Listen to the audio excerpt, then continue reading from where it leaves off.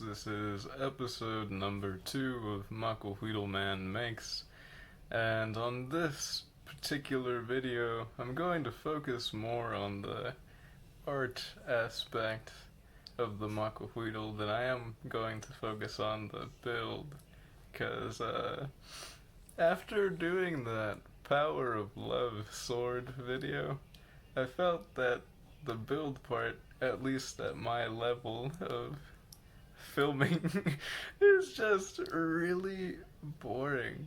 It's like, oh, he's about to cut some wood, and next he's gonna cut some wood, and then he's gonna cut more wood. Can you guess what he's gonna do next? Cut some wood. And the painting part that I did for that sword, I didn't actually show you me painting it. I kind of just painted it and then I showed you the finished product. And as a matter of fact, I'm not even sure that I ever showed you like the whole thing in one shot. So yeah, let's try and fix that on this one. I'm gonna try and make it real pretty. So without further ado, I give you my second video ever. So I took this pallet from my neighbor's garbage, and the wood is pretty rough, so we're gonna have to do a good amount of sanding, so let's get to that.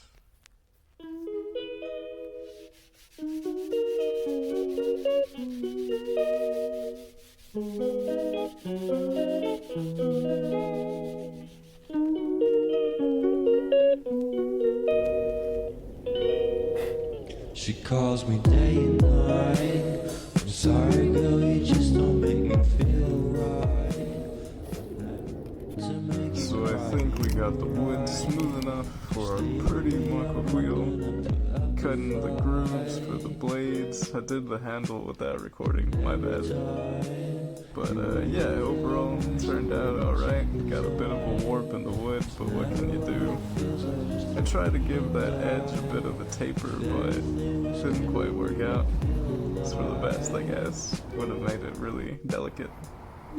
So yeah, that's pretty much it for the build part.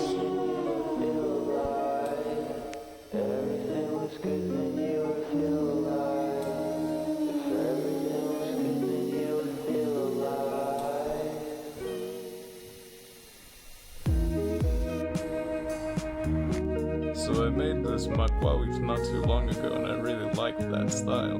So when I saw this picture on the internet, I thought that I could do something similar with it. And this is a template that I made to transfer the image onto the wood. And this is my initial sketch.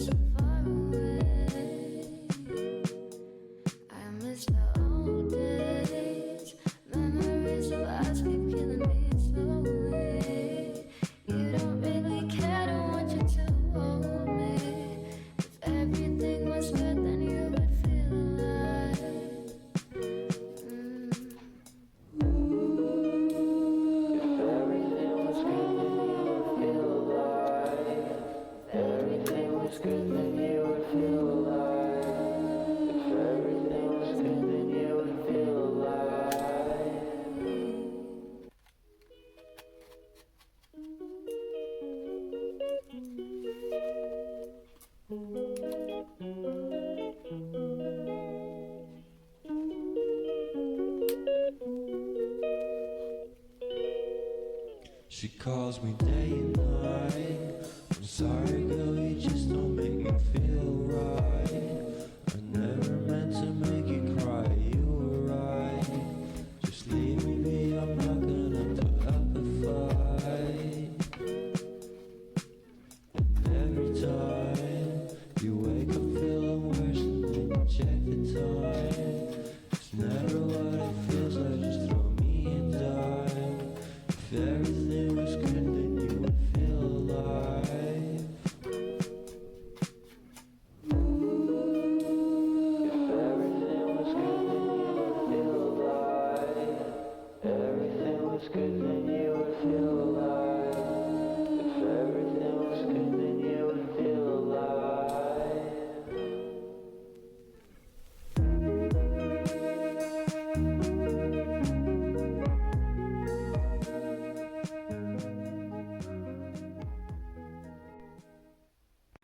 I'm gonna do is I'm going to use this very clever trick that I learned in kindergarten where you scribble a whole lot on your paper until there's a bunch of lead on it, and once you do that, you place your image wherever you want it, and you make sure it doesn't move. Usually I put some tape right here, you know, and then you just trace it out, all the lines that you need, and if you did a good job with, you know, smearing the lead on there, the lines will pass on to the wood. So let's get to that.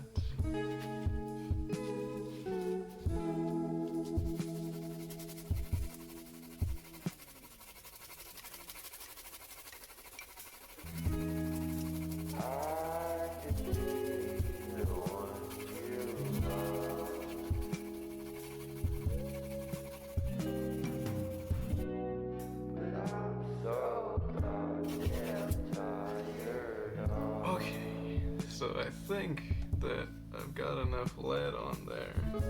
Let's find out.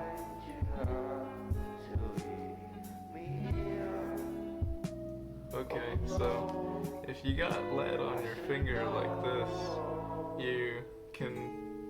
it's safe to say that you would put enough on there, but I've always, see, there you go, I definitely put a good amount. It was able to stain both fingers. But I like to be really, really sure, so I'm just gonna pass over, you know, one more time, just to be sure that there's not even a little bit of like space that didn't get covered good.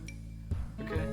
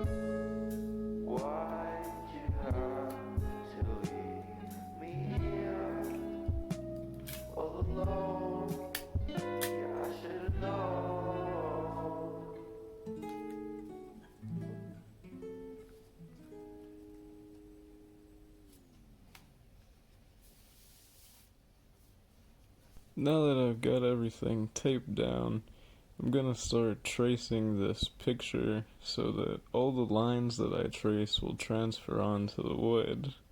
Now, lucky for you, all you gotta do is wait a few seconds to actually see the finished product. Unfortunately, I am not so lucky. Here goes half an hour or more of my life.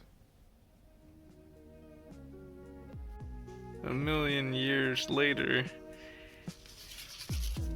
you got the slightest impression of the image on the wood, and now you can go back and do it on the wood.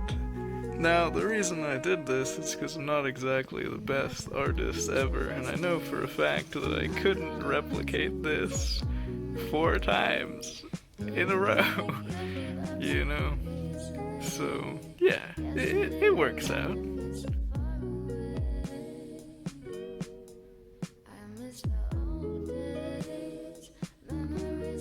So I'm gonna use these Posca paint markers, and I'm also gonna use a brush and some matte black acrylic paint, because, you know, pretty much matches the marker.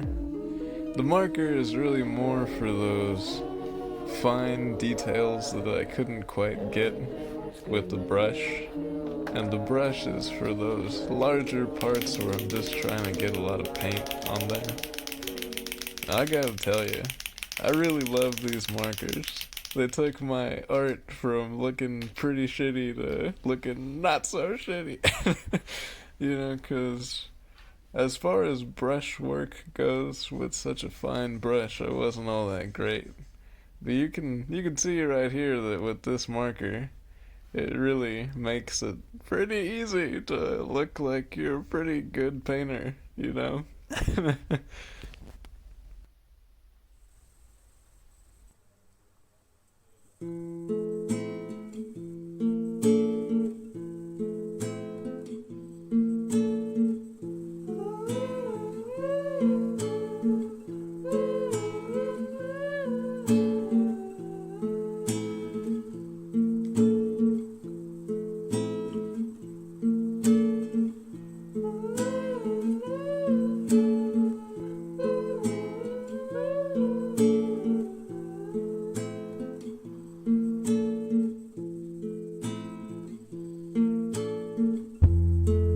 My friends and how we like to wake up in slow motion, think about the things we'll never do. We'll talk about the ocean, but never use the lotion. It's not like I got in. Well, guys, that's the end of the video for today. If you're wondering why I'm not gonna test it, it's because I don't have anything to test it on. It's not watermelon or pumpkin season. And even if it was, I'm like kinda broke, so it's not doable, okay? That's why I didn't even bother putting blades in this one, because it's kinda dangerous to just have like a pile of razor sharp sticks sitting in the corner of your room. So, yeah. I guess this is how it's gonna be for not too long, but until I can figure out somewhere to put these. I'm not gonna put blades on these big Macuahuitls. I might make some smaller stuff, so don't worry. You'll get your fix of razor sharp edges, alright? What I'm thinking is maybe I'll do one big test video. Maybe you'll even see a comeback of that Power of Love sword. Hopefully I'll do some work on it and it'll do some cooler stuff. I'm not really sure what else I could do, but I got some feelings, you know. Hey, maybe I can even combine my love of gardening and Macuahuitl making, and I'll grow the pumpkins that I smash in that video. How's that sound? Let me know what you think in the comments, and as always, remember to like and subscribe and whatnot. Until next time, this is your host, Macuahuitl man, Jesse Ariano. Y'all take care of yourselves now.